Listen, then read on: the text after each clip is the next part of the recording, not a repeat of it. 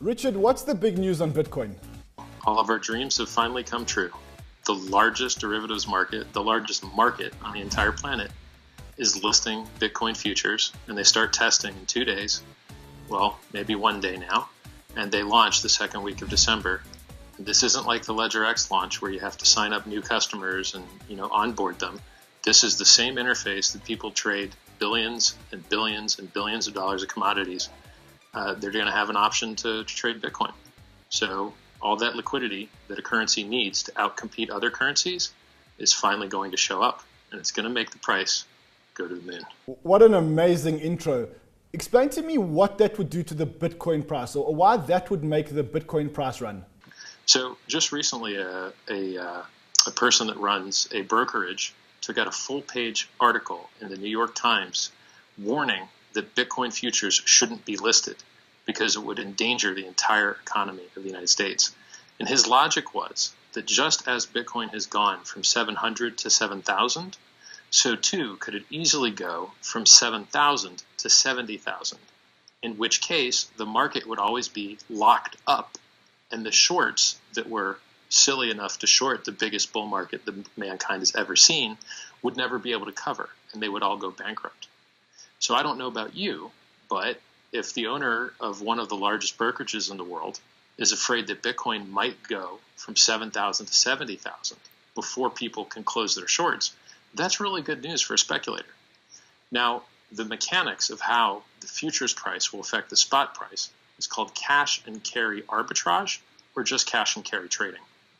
It's where you see the futures as trading at $10,000 a coin, but the local spot price is trading at only $8,500. Therefore, there's a $1,500 difference that you can instantly lock in by buying the future and selling the spot, or rather selling the future and buying the spot. This drives down the price of the future, and this drives up the price of the spot. So what these futures are actually doing, if I understand this correctly, is number one, they're giving a platform for institutional investors to enter the market, where previously institutional investors haven't had an opportunity. But the other thing they're doing is that they're giving a platform to people who want to speculate on the price of Bitcoin in the future. So if the price today is, say, $8,500, you can speculate by pinning a price in the future of, say, $10,000. And if Bitcoin gets to $10,000, then you get $10,000, but you don't enjoy any more of the upside. Is that right? You will be locking in your profit of $1,500 short term. However, you will be losing out on any profit if the price goes over 10,000, which it should. So if you thought Bitcoin went up really fast and really hard when no one has it in their wallet and you can't buy that much with it, what happens when Square Cash lets everyone buy it with their credit cards nearly instantly? What happens when more retail and user adoption occurs? What happens when Tier 2 rolls out and we have nearly instant and free transactions that are backed by and secured by real digital gold on the most secure network with the most hash power and the best developers? That only drives the price up.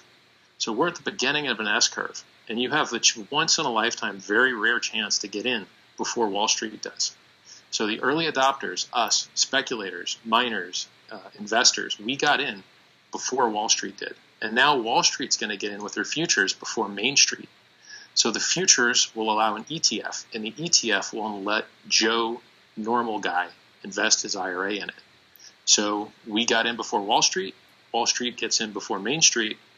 We take over the world. What you're saying is that now institutions who previously haven't been able to buy Bitcoin or cryptocurrencies have almost like an entry point that they can actually buy into the cryptocurrency market while keeping their investment mandate, right? Many institutions have been barred from purchasing Bitcoin due to partnership agreements, where the limited partners are not allowed to invest in certain categories of assets. So a hedge fund manager could take his personal money and buy Bitcoin, but he wouldn't be allowed to just purchase some, random, he couldn't invest in his brother's restaurant. It's against the terms of the investment vehicle. And if there wasn't a way for an institution to have guaranteed and insured the thing they're buying, they wouldn't be allowed to buy it. So just recently, Coinbase, and very shortly, Gemini, rolled out institutional level storage agreements where it's bonded, insured, and you pay a fee for them to make sure that it's safe.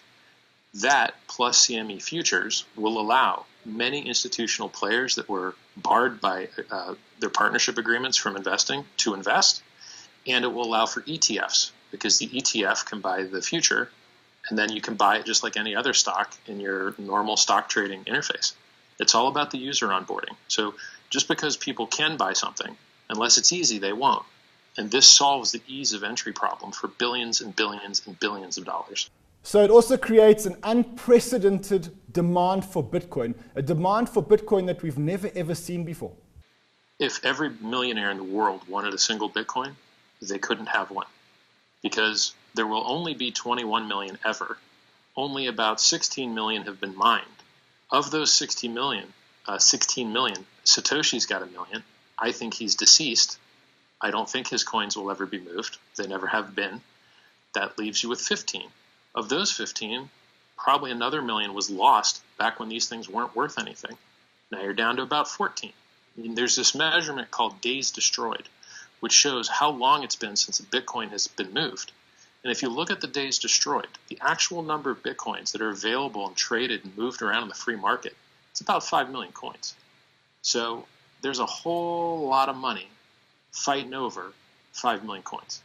The price is going to go, in my estimate, as long as Wall Street gets in, to $20,000 by Christmas.